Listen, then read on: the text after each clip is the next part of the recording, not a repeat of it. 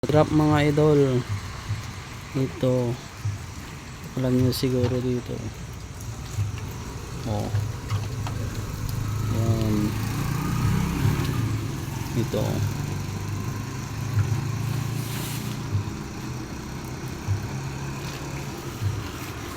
alam nyo siguro dito mga idol, oh dito ko lang nilagay yan. Hanapin nyo na lang dito mga idol,